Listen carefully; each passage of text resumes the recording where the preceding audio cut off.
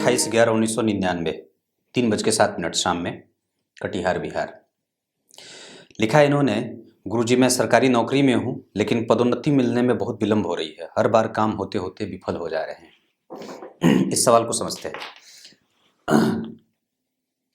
यहाँ पे उच्च के मंगल व्यक्ति को मेहनती बनाने का प्रयास कर रहे हैं और नीच के शनि व्यक्ति के काम में रुकावट डाल रहे हैं। गुरु पद की इच्छा देना चाहते हैं या व्यक्ति की पहुंच ऊंचे पद पे होती है या प्रतिष्ठा संपन्न लोगों से। इन्होंने आगे ये बात लिखी भी है कि पहुंच तो अच्छे लोगों से है पर वो चीज नहीं मिलती जो मैं पाना चाहता हूं। बुध यहाँ पे व्यक्ति के स्वभाव को चंचलात्मक बना रहे हैं, इस वजह से ये लोगों का विश्वास अभी भी उतना नहीं जीत पाए हैं, मतलब अभी उस क्षेत्र में काम करना बाकी है। पद का कारक शुक्र होता है, वो नीच का है, इस वजह से पद मिलने में देरी हो रही है। सवाल का उत्तर मिल गया। अगले लिखा है, अध्यात्म की तरफ मेरा झुकाव बहुत है लेकिन कोई भी कार्य में ज्यादा दिनों तक टिक कर नहीं कर सकता। जैसे पूजा पाठ में कुछ दिन बहुत मन लगता है फिर आलस्य के कारण छूट जाता है। शनि जब नीच के हो जाते हों, छठे स्थान में तो नीच हो जाता है तो आलस्य देते हैं, और वही अगर लग्न में बैठ जाते हो तो और भी ज्यादा आलसी बना देते हैं। मेरी खुद की कुंडली में लग्न में शनि बैठे हैं, मैं भी थोड़ा आलसी हूं। और दूसरी बात, यहां देखिए राहु के साथ चंद्रमा, ये व्यक्ति के काम को एक जैसा नहीं बनाने देते और डिसकंटिन्यूटी दे देते हैं। और इन्होंने आगे लिखा है कि जैसे क्या लिखा है कि अध्यात्म की तरफ मेरा झुकाव बहुत है, तो गुरु अध्यात्म के कारक होते हैं, लग्न में बैठे हैं, लेकिन साथ ही साथ नैतिक तत्वों के जिम्मेदार और व्यक्ति को एनर्जेटिक बनाने के लिए मंगल तो ठीक है, व्यक्ति चाहता है और वो कर भी लेगा।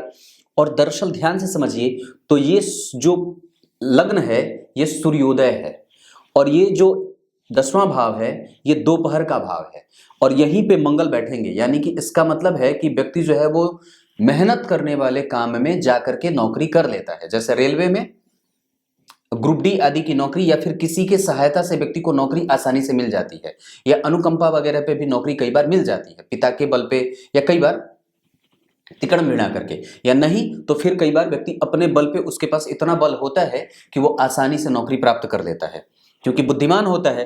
लग्न पे बुध का प्रभाव है, लग्न में गुरु बैठे हैं, तो गुरु और बुध जब एक दूसरे को देख लिए तो व्यक्ति बुद्धिमान हो गया, तो आसानी से प्रतियोगिता परीक्षाओं को जीत लेता है। ठीक है, ये बात यहां से।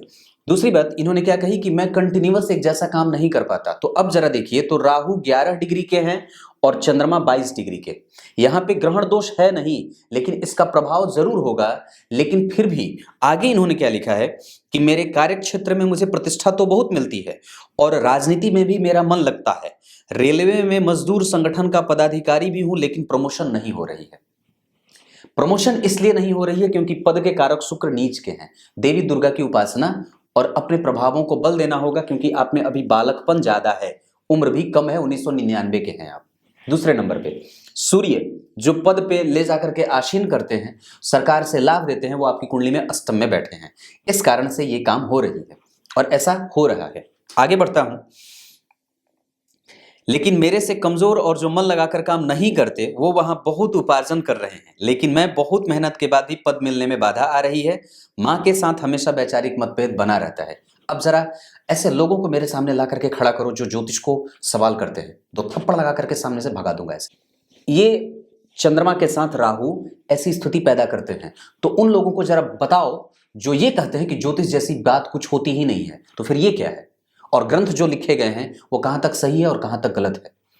मैं बात बार बार कहता हूं, ज्योतिषी धोखेबाज हो सकता है, ज्योतिषी झूठा, फरेबी, अक्खड़ बुद्धि का बदमाश, गाली दे दो, पर ज्योतिष विद्या को नहीं। ये ज्योतिष परमोच्च है, ये एकमात्र ऐसे सिंहासन पे आरूढ़ ऐसा ग्रंथ है जिसपे कभी भी संदेह और सवाल नहीं खड़े करने चाहिए। चौथा भाव माता का भाव होता है। माता लंबी आयु प्राप्त करेंगी क्योंकि इसका अधिपति यही बैठा है, लेकिन राहु के साथ बैठा है, मंगल की दृष्टि है, इस वजह से वहां क्रूरता रहेगी। बात समझ में आई? तो अगर ऐसे लोग आपके आसपास फड़क रहे हो तो उनको ये जरूर दिखा देना और 2 थप्पड़ तो जरूर लगाना पहले, तब उनको ये कार्यक्रम भेजना।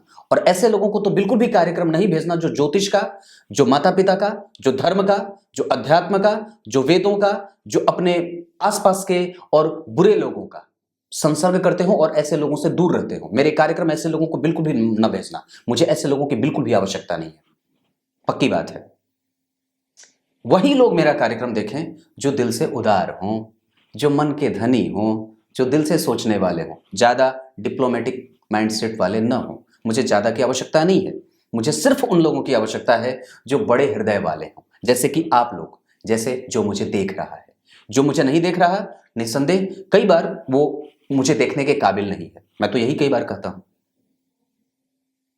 क्योंकि मैं विचारहीन होकर के नहीं कार्यक्रम बनाता, विचार शून्य होकर के नहीं बनाता, और किसी भी प्रकार के तिकड़म से युक्त होकर के कार्यक्रम नहीं बनाता। इस बात का मुझे बड़ा अभिमान भी होता है, और कम से कम परमात्मा की कृपा मेरे ऊपर कि कम से कम उसने मुझे लालच नहीं दी है, मुक्त होकर के बनाता हूं। तो ये बात समझने वाली है। आगे इन्होंने क्या लिखा है, थोड़ा ध्यान से समझिएगा। माता के साथ हमेशा वैचारिक मतभेद बना रहता है, उपाय बताएं। बहुत अच्छी बात है, गनीमत है कि आपने ये बात पूछी है कि उपाय बता दीजिए। शिव जी की पूजा करिए, और माता जी को कम से कम आज ही मैं, अगर मैं ये बात कहूं तो जब कभी भी निकलना हो तो माथा पटक करके माता जी को प्रणाम कर दीजिए। उसके ही चरण में तो सारे चीजें आपके विराजमान रह रही हैं। आप जहां सिंहासन पे बैठे होगे वो माता का चरण वहां से शुरू होता है। जरा सोच के देखना, आपका सिंहासन जहां आप उच्चस्थ होते हो वहां से आपके माता जी का सिंहासन शुरू होता है। और एक बात और भी याद रखने वाली है कि माता और माता का जो क्षेत्र होता है हमारे जीवन में, वो ऐसा है कि परमात्मा, जैसे परमात्मा भगवान, आप एक चीज दिमाग में रख लेना हमेशा, जो चीज मिलने के लिए अवश्यम भावी है और वो मिलेगी ही मिलेगी, वो है परमात्मा। उससे और उसकी आराधना जरूरी है। लेकिन जो चीज आपकी कभी हो नहीं सकती है, आप उसकी सेवा कर सकते हैं। दुनिया और ये दुनिया के लोग आपके कभी हो नहीं सकते, इस वजह से आप इनकी सेवा कर सकते हो। पर पूजा अर्चना, आराधना, ध्यान, मंत्र और साधना परमात्मा की होनी चाहिए।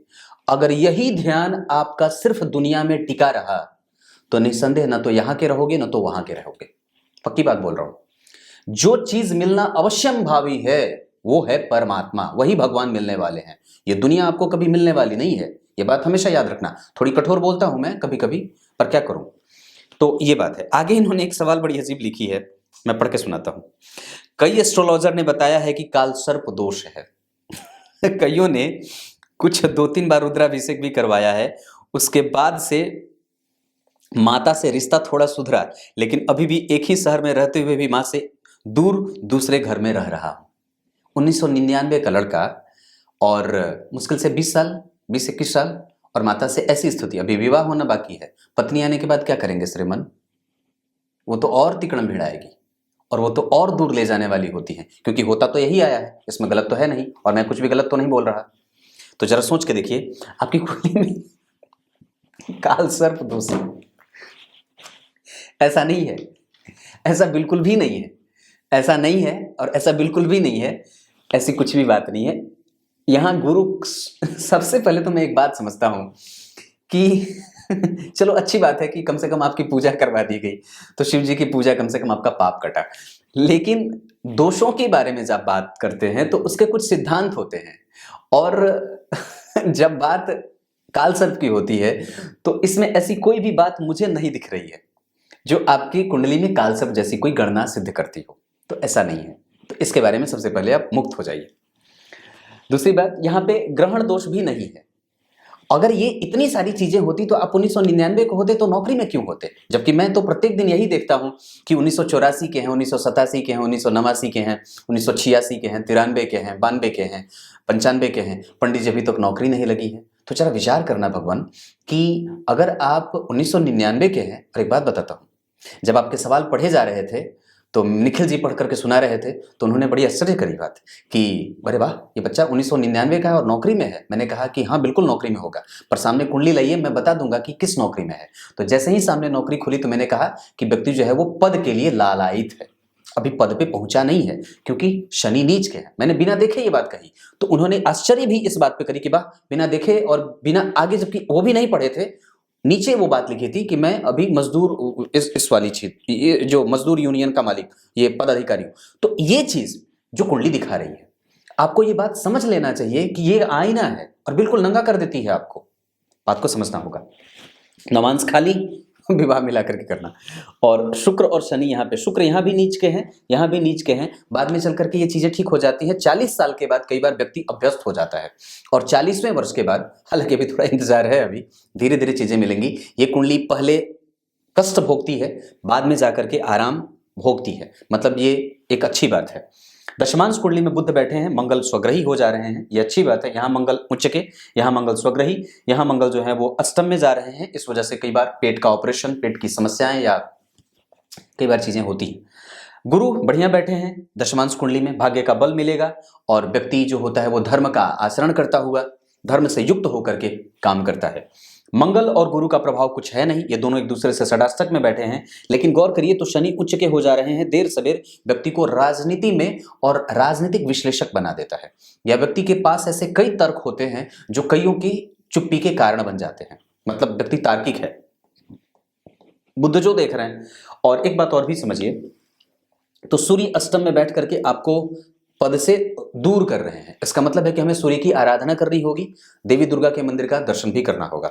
और साथ ही साथ जन्म कुंडली में लाभ भाव के अधिपति शनि जाकर के जन्म कुंडली में कहां बैठ रहे हैं, लग्न में नीच के। इस वजह से प्राप्त होने वाली चीज थोड़ी देर से मिलेगी, क्योंकि लग्न में बैठे हैं और ये मेष लग्न की कुंडली है। इस कुंडली के लिए शनि अच्छे नहीं होते, इस कुंडली के लिए शुक्र अच्छे नहीं होते, इस कुंडली के लिए बुध कई बार कमजोर परिणाम देने लगते हैं। इसका मतलब है कि हमें बुध, शनि और शुक्र, इन तीनों की दशाओं में सावधान होने की आवश्यकता होगी। आपकी कुंडली में लग्न जो बना है वो भरणी नक्षत्र का बना है, भरणी नक्षत्र के पहले चरण, और इस आधार पर तो लग्न बना मेष का मंगल, भरणी नक्षत्र के अधिपति बन गए शुक्र, और भरणी नक्षत्र के पहले चरण के अधिपति होते हैं सूर्य। इसका मतलब है कि आप जब इन तीनों को तुलना में रखते हैं तो ध्यान से समझिए, तो व्यक्ति की कुंडली में शुक्र की दशा और व्यक्ति की कुंडली में मंगल की दशा अच्छी जाएगी, लेकिन इस कुंडली में शुक्र की दशा और मंगल की दशा अच्छी जाएगी, लेकिन सूर्य की दशा में व्यक्ति को चिंता होगी, क्योंकि पंचमेश होकर के अष्टम में बैठे हैं। लेकिन शुक्र चूंकि दिग्बली मतलब बलवान हो जाएंगे, क्योंकि यहां भी 6 नंबर के, यहां भी 6 नंबर के, यहां पे भी जन्म कुंडली के दशम भाव के अधिपति होकर के जाकर के कहां बैठ रहे हैं, केंद्र में। इस वजह से शुक्र की दशा में व्यक्ति को पद की स्थिति मिलेगी। हालांकि अभी आपके पास योग है, 2036 तक ये शुक्र चलेंगे इसी दशा काल में। वस्तुतः मैं एक बात और कहता हूं, तो आपकी कुंडली में 2024 के बाद या 2027 के करीब में आप जो चाहते हैं वो मिलने के योग हैं। अभी इंतजार करना जरूरी होगा, पर एक बार आप प्रयास अगर करना चाहते हैं तो 2022 के बाद करिएगा, आपको कुछ चीजें प्राप्त हो सकती हैं इस चीज पे। अब एक बात और बताता हूं, थोड़ी सी अजीब है पर सुनना चाहिए। ज्योतिष जैसी जो चीजें होती हैं वो वस्तुतः काम बड़ी देर से करती हैं, पर इनका प्रभाव हमेशा ही रहता है। दोनों अलग अलग चीजें नहीं हैं। व्यक्ति के पास जल्दबाजीपन भी है, व्यक्ति के पास निर्मोही होने का प्रभाव भी है, व्यक्ति जो है वो खर्च भी करता है, और व्यक्ति किसी भी चीज में बंधता भी नहीं है। यह खर्चीला इंसान है जो हर एक चीज को खर्च करेगा, चाहे वो आत्मा हो, चाहे वो विश्वास हो, चाहे वो स्वास्थ्य हो, चाहे वो धन हो, चाहे वो माता हो, चाहे वो उसका अनुभव हो।